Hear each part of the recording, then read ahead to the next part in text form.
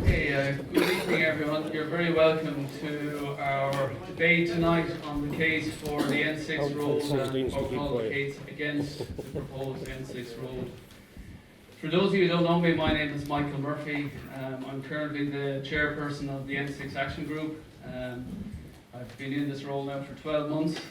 Lonely path, I have to say, in terms of trying to fight our opposition against this proposed motorway. Also, I suppose, I'm also a resident locally in a community called Offnacurra, and we're a community of 13 homes, and there's 5 homes subject to potential demolition, and the other 8 homes are extremely impacted as well as part of the road project. So it has a massive impact on myself personally and for our own community. So tonight, as I said, our plan is to have a healthy debate in terms of the case for the N6 road and the case against the route. So I'm going to do about a 10-minute introduction in terms of a little bit of the look back in terms of what we've been doing in the last year. Then Tom Clegariff is going to present the case for the emerging N6 route. So Tom has a very invidious task tonight because he's obviously a representative of our group. But we asked the N6 Project Office to attend tonight to present the case for the road based on the route selection report, and they declined the invitation. Their view was that they find it very hard to consult in a large group of people, and so they declined the invitation to come here and present the case.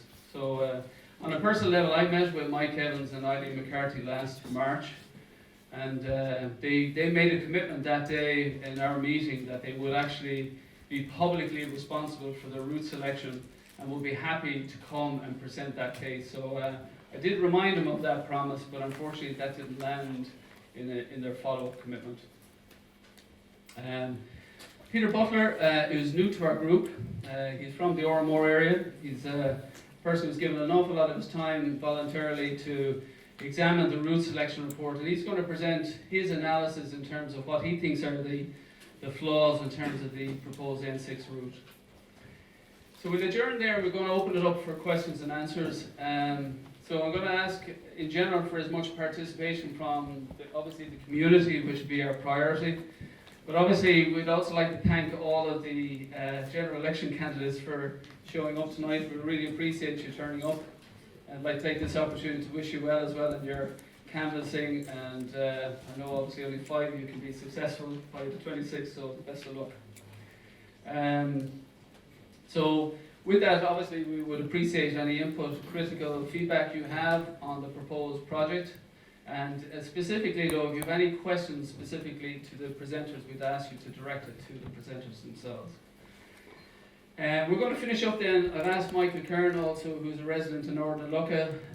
Michael returned to Galway a few years ago from Dublin. He's from the west of Ireland.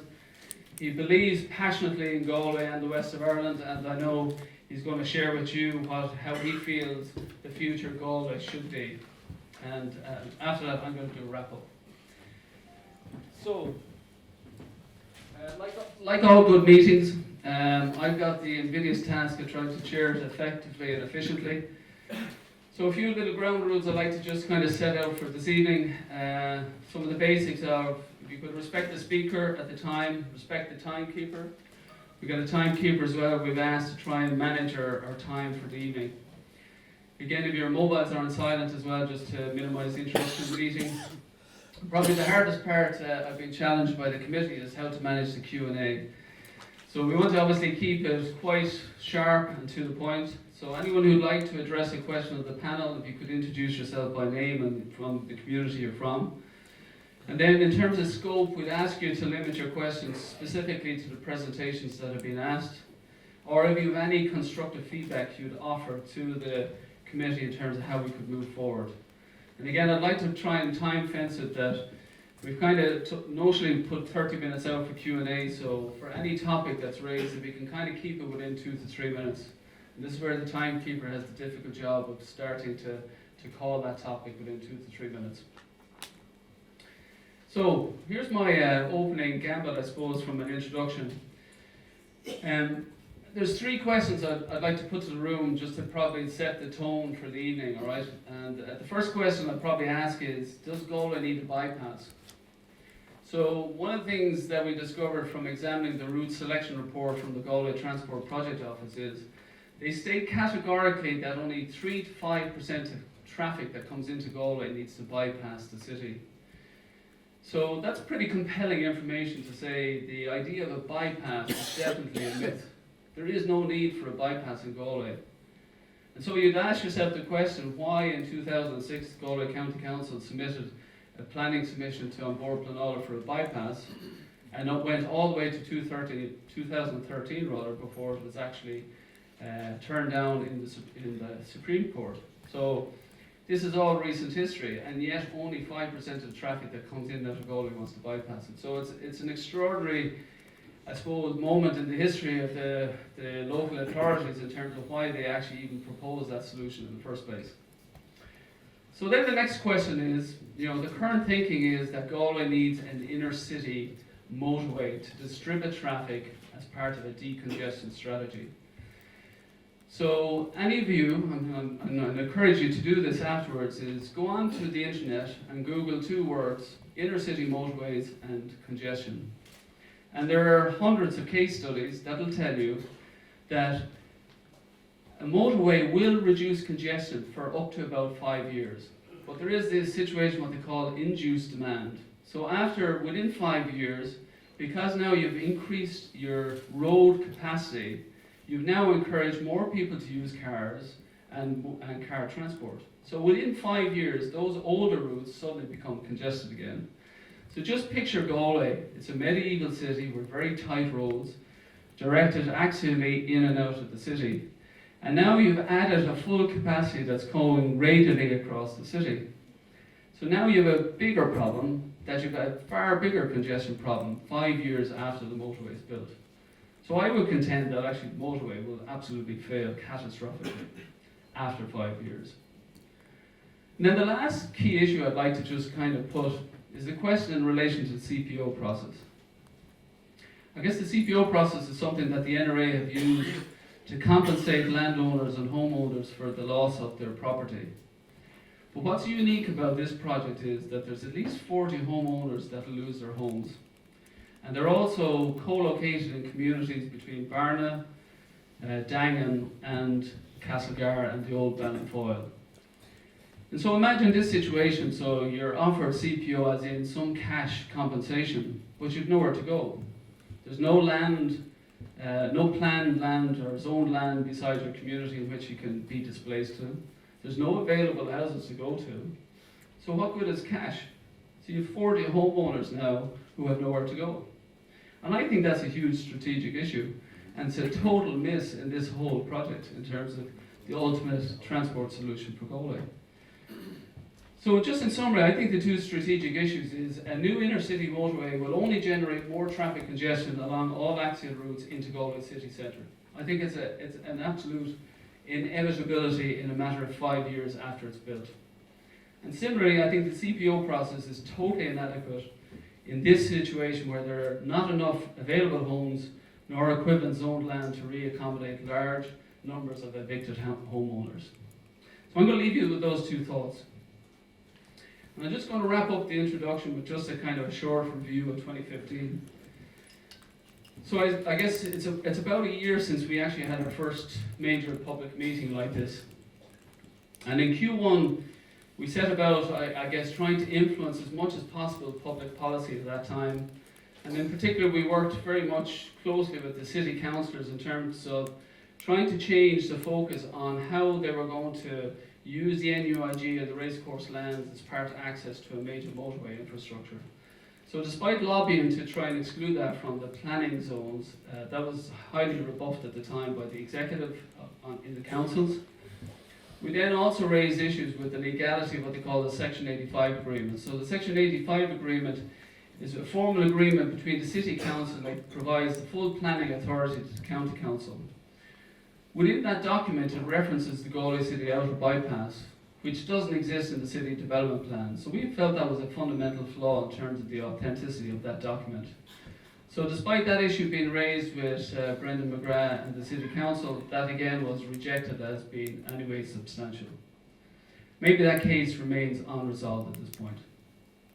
Then in Q2, with the invitation of Marion Harkin, Tom Kilgarriff and myself had the pleasure of joining the Galway County Council on a delegation to the European Commission. And I have to say it was largely probably a futile exercise, but we learned two things at that meeting which is worth sharing with the community. The first thing we learned obviously is that Michael O'Brien, who's the European Commission director, said that a European habitat can't be replaced but a home can. But when we asked him what about when there's 40 or 50 or 100 homes, he had no answer. But his message was very clear: a habitat from a European directive point of view is more important than a home. The other thing that was interesting is the Galway County Council invited two reps, community reps, to that meeting, one from Ballinasloe and one from Moycullen. We don't really understand why they were brought, because when they were asked to participate in the meeting, they declined to comment. So really it tells you a story in terms of what we would call the consultation or the involvement of the community in this particular project. It was very clear that it was a smoke and mirrors exercise in demonstrating the involvement of the community that had no stake in this particular project. Then in Q3, or I should say also through Q2, we had the opportunity to do a number of freedom of information requests in terms of the history of the N6 project office. So a few quick data points of interest maybe. In April 2013, obviously that the road was rejected at the court level. In May then the NRA formed with the County Council to start re-looking at an alternative road solution.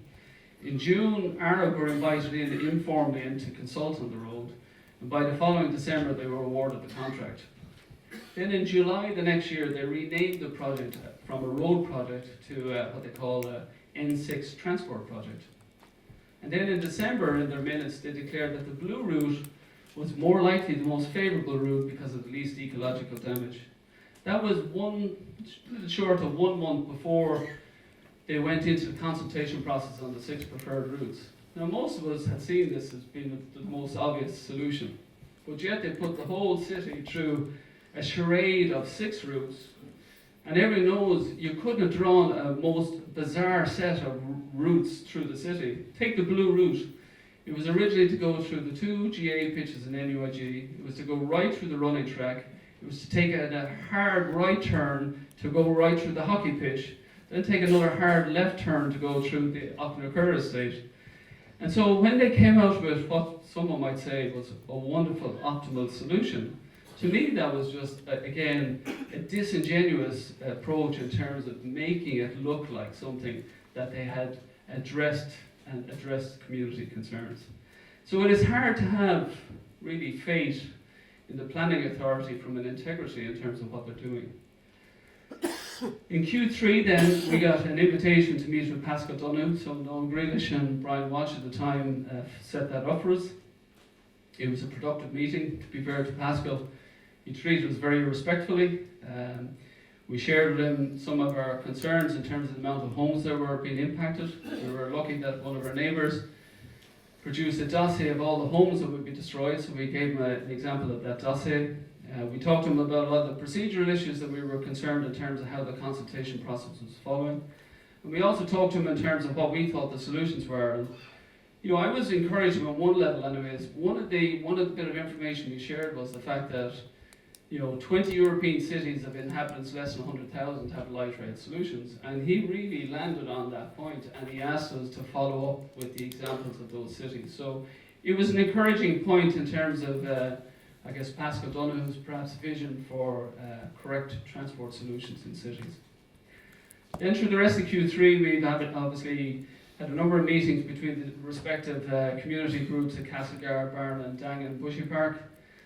And then more recently in Q4 we have had, we've been working obviously in preparing to oppose this with On Board Planola. We realised that while we would hope our great political team here would see sense and in some way intervene with this project, I think it's quite inevitable that Arab have at this stage a project that they're fully funded to bring this proposal to On Board Planola by Q3. So Yeah, at this point we've identified a number of experts, a planner, environment, sound, traffic modelling and barristers. So we have proposals back from a number of experts that we would like to engage in terms of preparing our defence for on board Planola in Q3 later this year.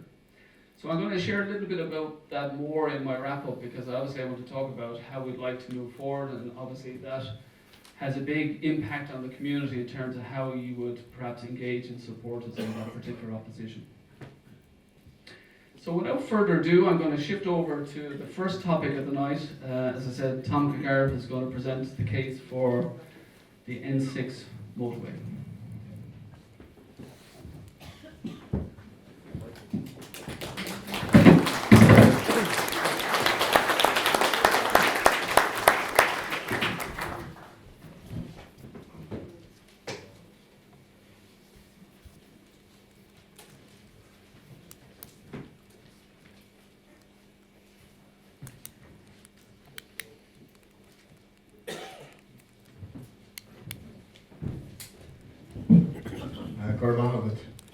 As Michael said, the project promoters and their agents declined, as is their entitlement, to partake in this meeting. Now, I suppose necessity for balance, fair procedures, parity of esteem and the interests of objectivity suggest that the case for the N6 would be illustrated, and I have agreed to do that.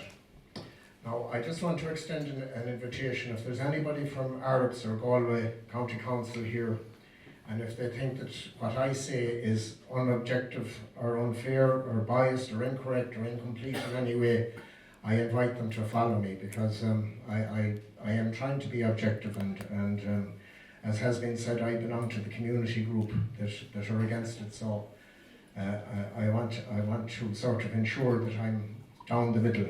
Now, my name is Tom Cagarth, and I'm a chartered engineer, and indeed I was formerly city engineer of this magnificent city. So anyway, I'll proceed.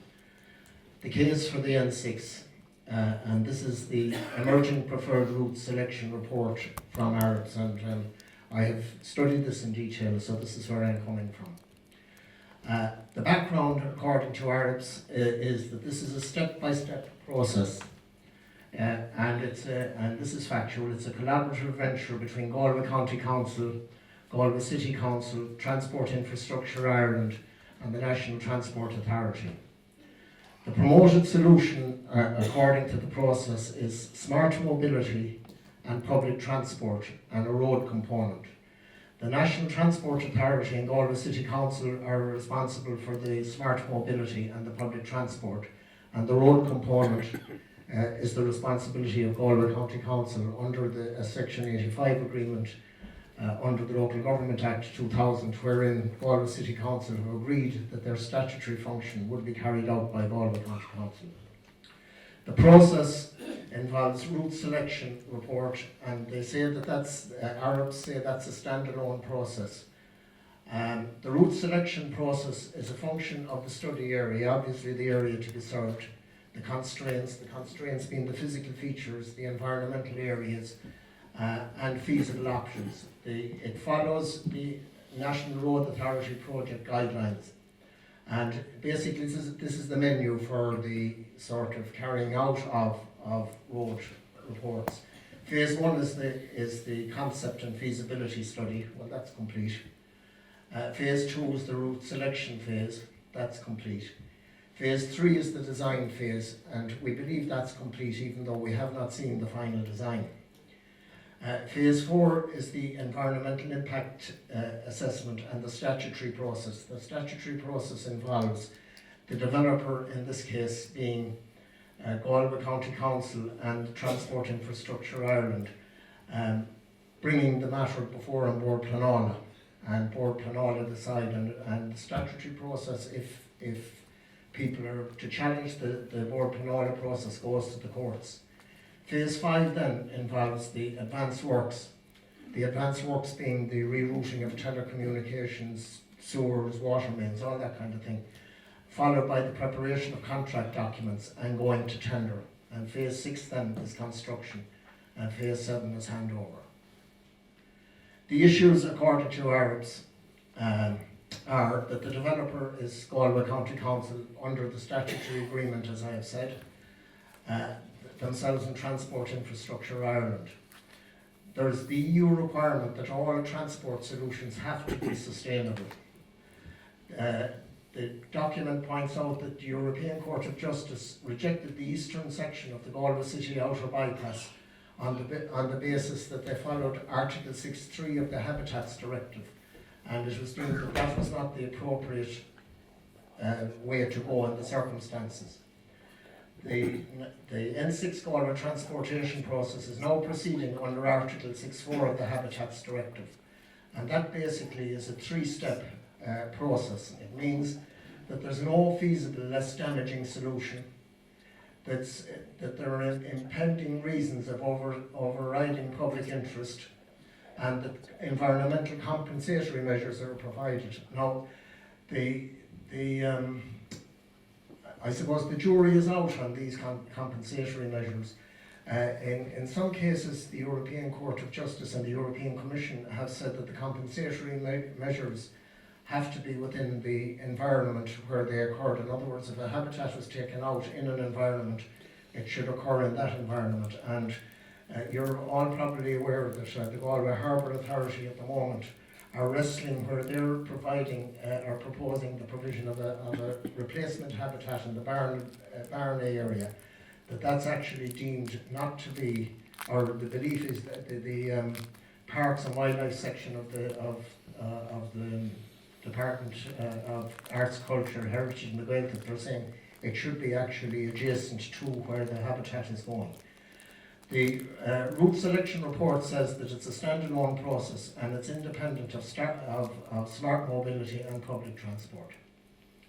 So the document also says that they have support from various agencies. FOS support the N6 Galway Transportation Project, Galway City Traders support the project, and the Galway Chamber of Commerce also support the project. The document is heavy into traffic analysis, and the units for the traffic analysis are peak hour person trips. They're the units. So basically, taking 2012 as the base year, they're saying that there are 27,500 cars during the peak hour in Galway City, and 1,500 people are availing of public transport. In 2034, if you do minimum, in other words, you don't provide the road solution, there'll be 33,000 car trips on the infrastructure and 1,700 people on public transport. In 2034, if the blue route is provided, again there'll be 33,000 and 1,600 on public transport. And the pink route, which is basically the refinement of the blue route, the same. The traffic analysis goes on, and that verbiage there, AADT, is annual average daily traffic. And that's really the amount of traffic in any 1 year divided by 365 to give a daily traffic. So what the report says is that the cumulative growth between 2012 and 2034 is 20%. And taking the Ballybrit traffic signals, in 2012 there were 30,800 cars passing that in a day. In 2034, if you do minimum, there'll be 37,000. And if you put in the road infrastructure promoted, there'll be 27,400 at Ballybrit. At the Menlo Park roundabout in 2012, there were 28,200 vehicles. In 2034, if you do the minimum, there'll be 33,000 at the Menlo Park, and again, if you provide the road infrastructure, there'll be 20,800. At Quincentennial Bridge in 2012, there were 29,200 vehicles. In 2034, do minimum, there'll be 35,000, and if you provide the road, there'll be 29,000. So it's quite evident that nothing happens for the Quincentennial Bridge, it'll be the same. The West Side pitches in 2012, there's 9,500 vehicles passing that every day. Do minimum, there'll be 11,500, but if you provide the road infrastructure, there'll be 5,800. At the Western Distributor Road in 2012, 10,700 vehicles. In 34, if you do a minimum, that'll be 12,800, and if you provide the road infrastructure, there'll be 9.5 to 10. At Barna Woods, 2012, there's 13,800 vehicles. Do a minimum, there'll be 17,000 there, and if you do something, there'll be 9.5. In the central Barna village itself, there's 11,200 vehicles per day there at the moment. Do the minimum, there'll be 13,500, and if you do something, it drops down to 6. And west of Barna, there at Newtown, on the Barna-Spiddle Road, in 2012, there was 9.5 vehicles. If you do minimum, there'll be 11,500, and if you do something, there'll be 13,500. So that's going to be heavily trafficked. Demolitions. The blue route, which was the original preferred route, had 54 houses going and 6 commercial premises. The pink route has 46, which is the refinement, and 6 commercial premises. Now, anecdotally, that figure is reduced to 42 because we believe that local negotiations, to which this group aren't a party, but the individual householders are, some people have basically saved their houses. The cost comparisons, the red route, which was really followed the old Western Distributor Road, would cost 670 million. The orange route, 631 million. The yellow route, 424, the blue, 500 million, the pink, 473, and the green, 472. So basically, this basically is everything in a nutshell. Section 1 is the eastern section from the Spaghetti Junction on the motorway to the Corran Bridge. And you can see there that the most preferred route is the yellow route, but the tolerable route, or the intermediate, the pink is an intermediate, the green is least preferred, and that's based on the various criteria: economy, safety, environment, accessibility, integration, and overall. And for the western section, you can see that the preferred route is the pink route. So basically on the criteria, Arabs and Galway County Council as the employers are saying that this is the justification, if you like. Now, I don't have much more to say. We all know where the routes are actually going, and but again, I extend the invitation that if there's anyone from Arabs or anybody else indeed who say that I haven't been objective in this presentation, please feel free to sort of come up and address that shortcoming. Thank you.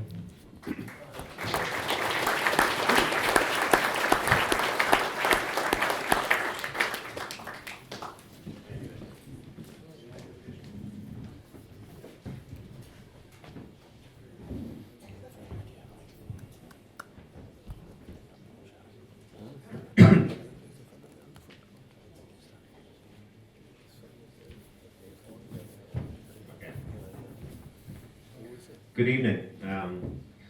I don't have quite as many numbers as Tom has to present to you, okay? But I've read the full report. It runs to about 1,500 pages. It's a very significant report. And over the last 2 months, myself and a few others have basically gone through that. We've actually met with Arab with the support of some of the councillors who insisted that we be given that access to find out what's the basis of this report, so they might be getting information objectively. And what you have here is essentially that analysis. And the real question here is, on the left-hand side, are all the things that are claimed this project will deliver. And all of them are, of course, what we all want. So, of course, we want cars off the road so that public transport can come in place. Of course, we think that this might make Galway more attractive. People living in Connemara would believe this makes Connemara more accessible than it is today. So, you know, that's, if you keep saying something long enough, people tend to believe it unless they question it. I think I've come to a different conclusion, and hopefully from my presentation you'll see that it is different. The first question here is, what information was used throughout the report? It's known that a lot of people crossed the river. You would have thought that perhaps they would have been questioned, surveyed, where do you come from, where are you going? That's raw data. It's well known as well in the city that schools have a huge impact and generate a lot of traffic. So you might have thought there would be surveys done at the schools. Who's bringing you to school? Where are they coming from? So you could build up a model. Neither of those two things was done. There's absolutely zero work done in the data analysis about where people are coming to and from, using different sources of information. There is traffic counts. Every year, normally in November, the council puts these two lines across the road that you've seen, and depending as you go over it, it counts the number of cars. So that's been done on all the roads, and that's used extensively in the report. But of course, that doesn't tell you where anybody's coming from or where they're going to, just that they've been on that road. So it's not that credible in terms of making predictions about where people will go to or where they came from. There is something in the report, and I'll go into it now in a second, which is, I don't know anybody here has been part of household surveys, but these are done as part of the census. And there's a very detailed form to be filled out. What it basically asks you is, where do you live and where do you go to work? What time do you leave, etc. What the surveys don't ask you, and that's a pity, is, and the same all around the world, all around Ireland, is they don't ask you, do you also go and bring the kids to school? So these surveys are only really about where you live and where you go to work. So they're not the full picture at all. And the last part is there's reference to SatNav, that the databases have been interrogated, but SatNav will not tell you how people are moving around Galway. For start, I don't think anybody uses SatNav to go to work. So the data sources in this report really are questionable. And the fundamental problem with a transport project around Galway City is that the schools and the third levels are all in the city. The city has expanded, if you think of it, from the original walled city outwards, but the schools never were relocated. So when the city expanded and houses moved out to new industrial estate, new housing estates, schools didn't get closed down and moved out. And as a result of that, which I went in detail here, you have a huge amount of traffic to and from schools in the city. And I will explain why. Bypass would do nothing for those people. And that's the fundamental flaw in the report. Sorry, just one thing I want to point to here. This is the pink route here. And just because I come back to it, the original bypass, which is out here, was much further out. So whatever arguments I would make, and I will make against this route, they apply even more so to the original bypass, which would do absolutely nothing for people who come in and out of the city. This here now, up here, this is actually an extract from the report, but kind of made a bit larger. And this is the 3% that Mike referred to. The surveys of people living in around Galway says that only 3% of people need to bypass the city. Now, if we were at Lone, that would be a totally different number. There's a huge bypass numbers there. There's even big bypass numbers down in Limerick. But certainly in Galway, Galway is the end destination for almost everybody coming west. I can't imagine anybody who would set out to go from Dublin to Clifton without breaking their journey. It realistically is that. And the question then is, if you have 77,000 people in 2019, this is from the report, want to cross the river in either direction, and only 3% of those actually want to do it by bypassing it, the numbers are only about 2,000 or 3,000 people, 2,000 or 3,000 vehicles. Now that might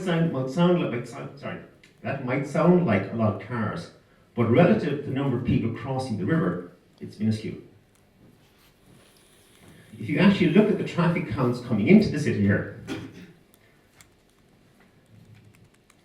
so you have different numbers coming in and going out, and you just do some calculation of what 3% means. You get this number, about 2,600, 2,700 would actually want to bypass the city. The rest are coming into the city for good reason. They work here, they live here, they don't need a bypass, they just need to get in and out of the city. In some cases, they need to get in and out of Eyre Square.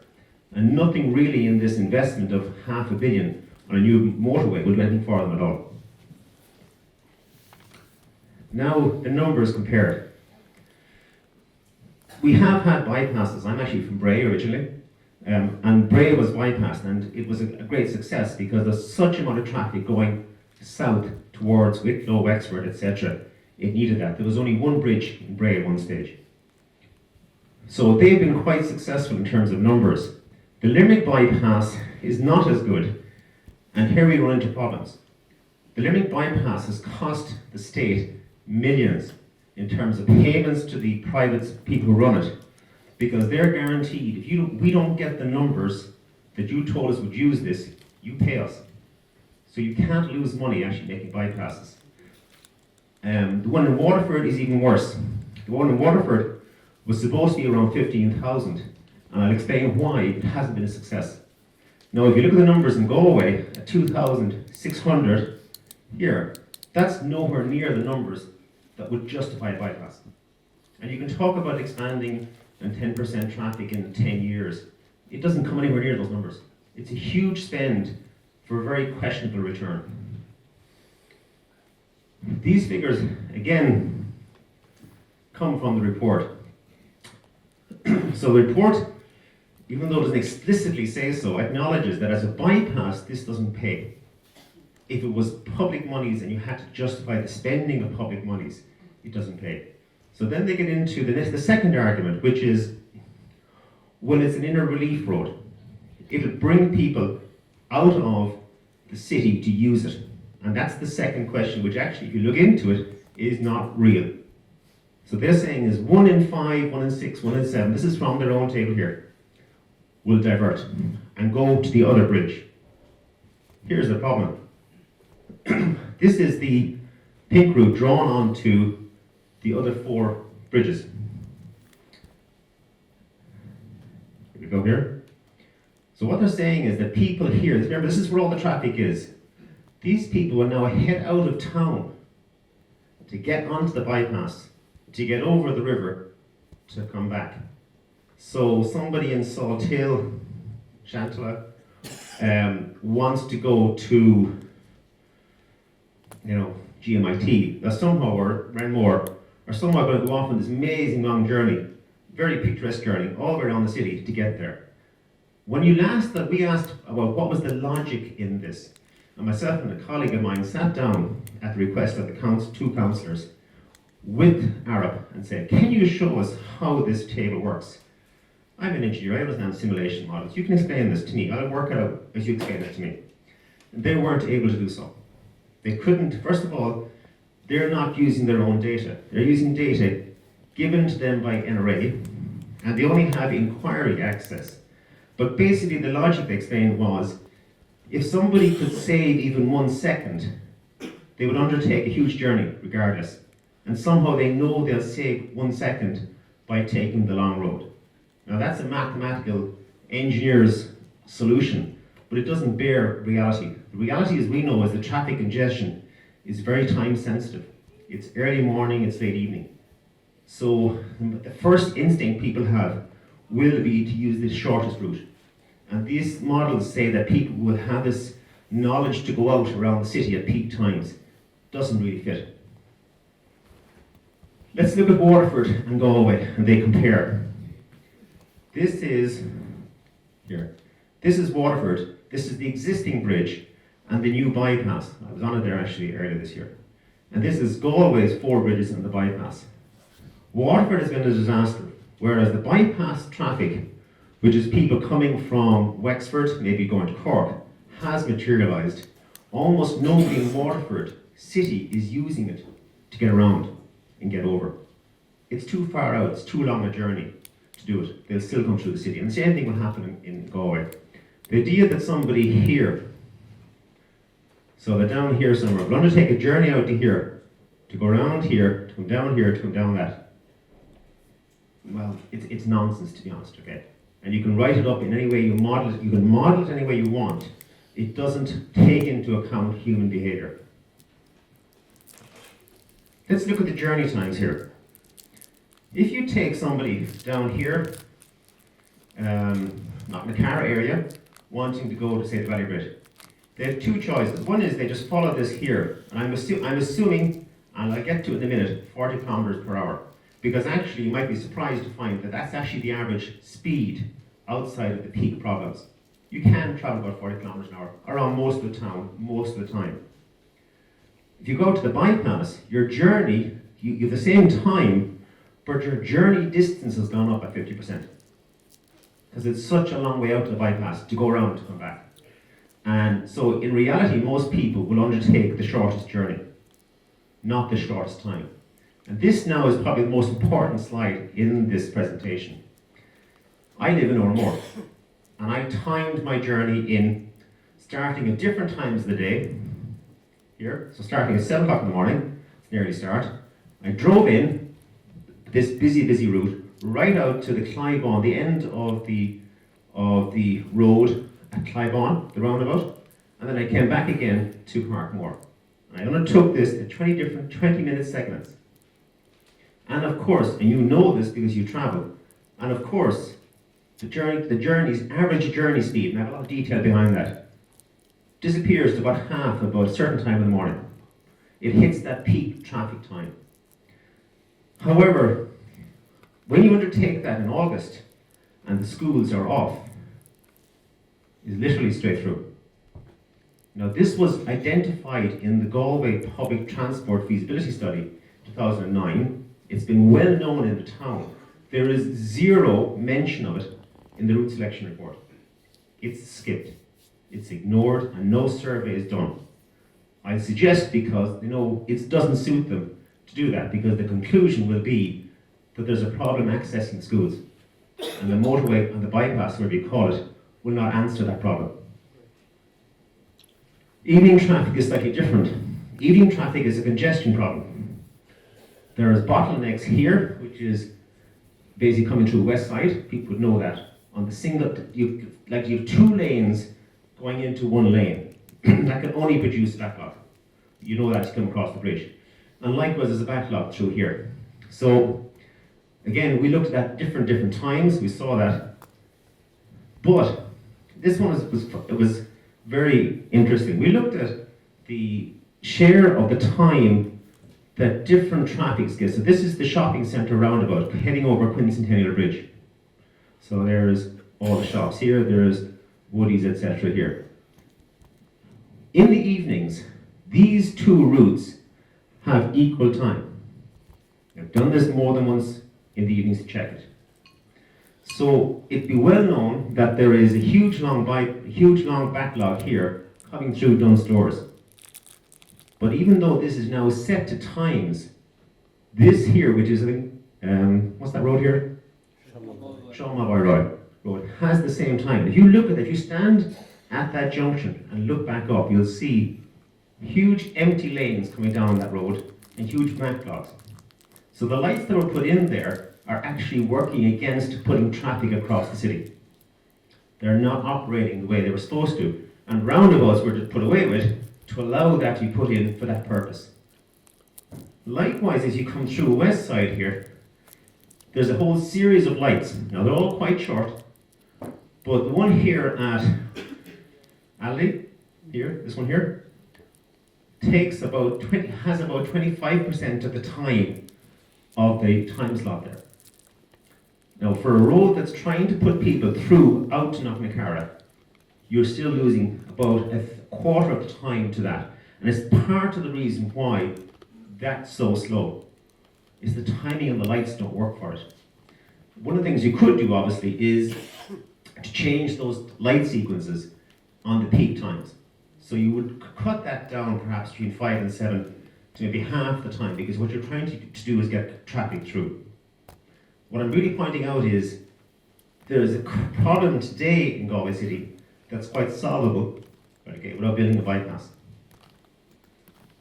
Now, in numbers, I did one further survey I'll go through quickly. I went back to these numbers here that are in the report, and I said, let's assume that you could take half the cars in the morning and evening peaks, and they would go out to New Motorway on the Quincentennial Bridge. Let's assume that.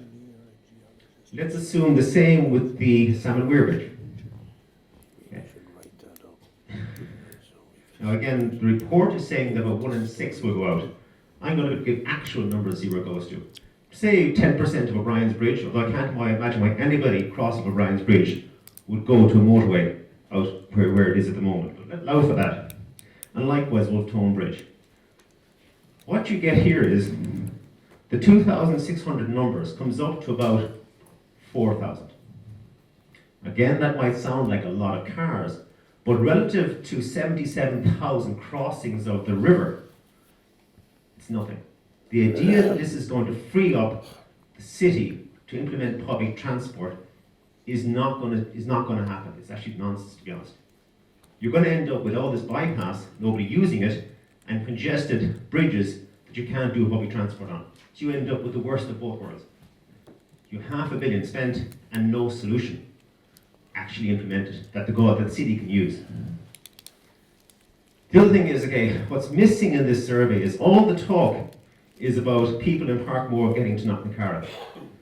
But in reality is when you do these timings again, you put these at the different routes, so you try and cross, the traffic speed slows down as you get closer to the city. Not surprising in a medieval city, then the roads are narrow. And this bypass is about what's out here, but it won't do anything for the traffic coming through the city. So they'll be stuck with the problem. So we'll have a motorway that nobody needs or uses, you'll have public transport that can't be used, and you'll have people who want to get into the city centre to shop or to do business, okay, are worse off. And it will end up as a disaster, it really will. There is some success stories, and we need to look at why are they successful. This is taken out of a recent thing, that the 409, which I've taken, okay, runs every 15 minutes. Public transport has to be predictable. But what makes it successful is not the number of actual routes, the number of times, is that there's bus lanes. They have a priority bus lane out almost all the way. Now I know up in Duishka they're stuck up near the hotel up there, okay, but they're pretty well bus lanes most of the way, and it works. So what this really says is, this contradicts the statement in the route selection report and in previous reports, and every time the council officials talk and say it, which is you can't put public transport in until you build the bypass. And that is, I think, a very deliberate statement every single time to get the bypass. It's not true. You could actually do all this today, and I have at the end of this very simple solutions which we've discussed you could implement these very quickly. Carpooling in Seamus Kirk Road. It's such an obvious one to use. You only have a bus every 20 minutes. Carpooling has been used everywhere else in the world, very successfully, only at peak times. You only allow it between 5 and 7 in the evening. After that, Irish people are pretty good at reading signs, which is, if you've less than 3 people in this car, okay, the guard will stop you and he'll fine you. We're quite good at that, and if that won't work, we give you points. It's amazing how those things work in this country. We've become very good at handing out points to create certain behaviours. That would save a lot of people. If you only did it in the morning and the evening, after that, okay, go back to normal roads. Obviously, going back to the question about the lights, there's something fundamentally wrong when you have a known problem of traffic trying to get across here, and yet you're handing over the same amount of time at that critical junction to traffic that doesn't need it. Something is wrong with our use of these light systems. Possibly, there's nobody here in the evenings. I don't know what it's about, but there's something is wrong there. There was, in 2009, a public transport feasibility study. Very interesting, talked about rapid transport, buses or light rail. And it's a shame because that was a very good solution. Now, it was written into it at the insistence of the council that this can't be done until you get a bypass. But that at that time, the outer bypass was very live. So they wouldn't allow any document to be created that didn't contain these statements. But in reality there was a very, very good solution proposed on public transport. And it didn't actually need a bypass to start it. Let's talk about Galway, the future. People might realise it, but this new motorway from Cork to Tuam has fundamentally changed Galway City. Because the expansion of the city will be eastward. not westward. There's a massive opportunity here in Athenry for expansion. It's perfectly located. Tuam will expand, Athenry will expand, Ormore will expand. The expansion of living space, working space, will be westward from Ormore to that bypass. It's already clear Apple's location here was very, very deliberate. And you will see the rezoning of lands here eventually to expand that area. The idea that industry is waiting to come to the other side of Galway city as soon as you build the bypass is nonsense. It really is. Okay, and yet it's touted all the time as the primary reason for building the bypass. The second thing is there is a massive opportunity for expansion within the city. You know, the docks area and the Kent station and all of that will eventually, when they get all sorted out, it will massively increase the population. You can see the empty sites down today. And when it happens, what's going to happen is you're going to have a massive increase in people living in the city. This bypass is of no use to them. They want to live in the city.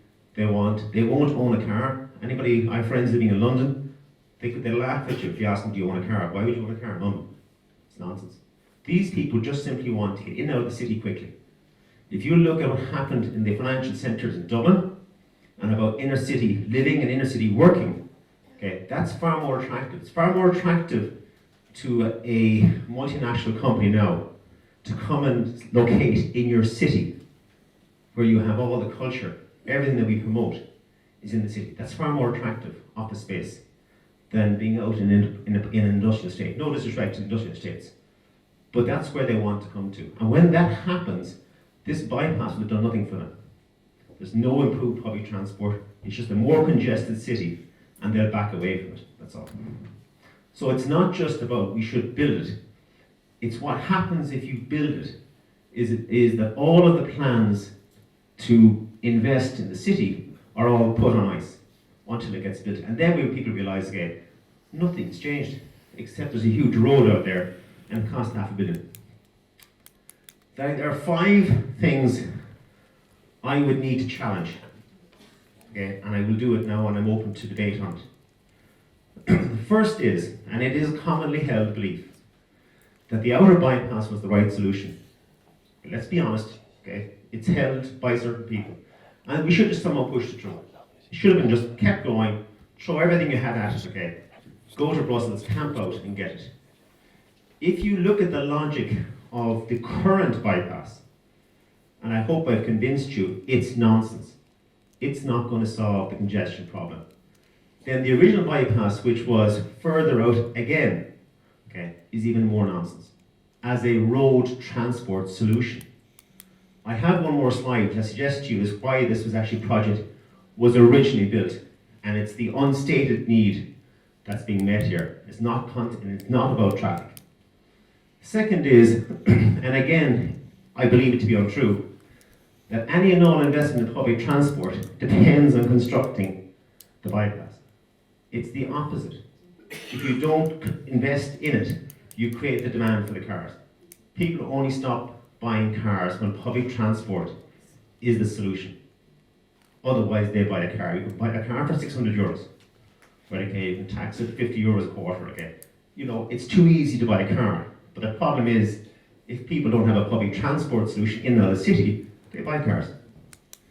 The next thing is, now, I think it's no coincidence. I remember we sat down with Arab, 2 of us, and we asked them, in the presence of a councillor, why is every solution starting at the M6? And why does every solution end at the Barna Road, the R336? If you're trying to solve congestion, surely there's other alternatives. You know, maybe something compromise. Can we get a smaller section of the road? Can we leave everything? Just get over the bridge, a new bridge even, whatever. Give us a solution. The answer is that the remit that Arab were given was that all solutions must start at M6 and must end at Barna. I mean, this said at Barna, that was it. So the hands were tied by the NRA. But then, the NRA is the National Roads Authority. And what are they good at? Building roads. So they fund projects that involve building roads. It's not interesting, it's not the National Transport Authority we're funding this project. because they would look at this fundamentally different. The NRA build roads. The NRA are building the road from Gorse Tube. Okay, they moved on to this project here now, because they finished that one. The other one is, and it's almost heresy to say it, but there is a belief, which might explain why the Galway Chamber of Commerce, okay, and others are so enthusiastic about this project. There is a belief that the west of Ireland has suffered economically, and it's payback time. You need to spend some money here with us. And we don't actually care what it's about. Okay? So, there is people, and they've said it to me, they don't really care. Look at, for a couple of years we'll have a mini economic boom in Galway. There's going to be all these people need houses and need to eat, okay? Even people whose houses are destroyed will get paid and they have to buy a new house. Or they lose land and they buy new land. It's all about commerce. But that's not enough reason to do that. I mean, we've just finished, that cost $6.5 million, a report into the banking inquiry, with how we managed to run up debts of billions and billions of euros. Because nobody said, that's nonsense. The far better things to do with $6.5 billion. This is nonsense financially. Even if the city needs investment, okay, sorry, I got a slide there, a minute ago. It needs investment. This is not where to spend it. And the last one is, this is a fundamental one. There is a belief that this project can be pushed through. Sorry, fundamentally it can't. Fundamentally, all routes, essentially, well, blue route, pink route, involve going through an SAC. And the basic argument in SAC in pushing this through is, you used every possible alternative before you arrived at this one.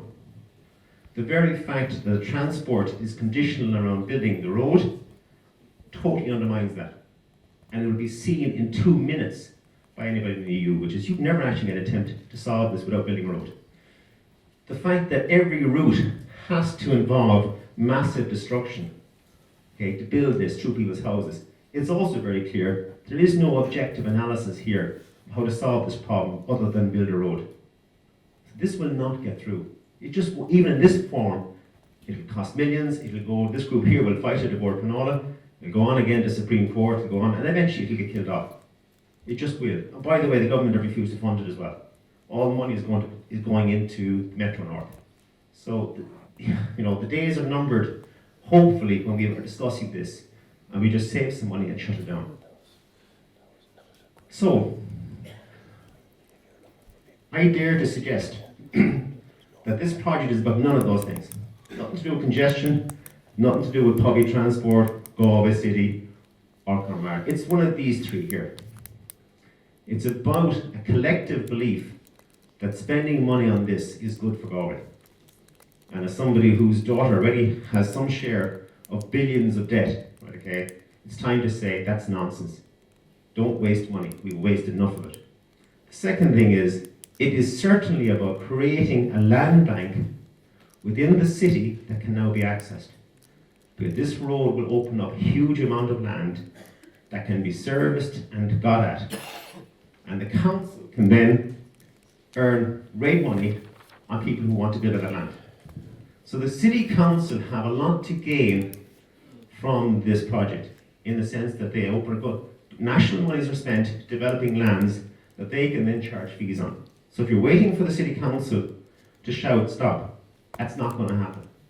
They have an inherent financial interest in this project going ahead. So is the city council, so is the Chamber of Commerce.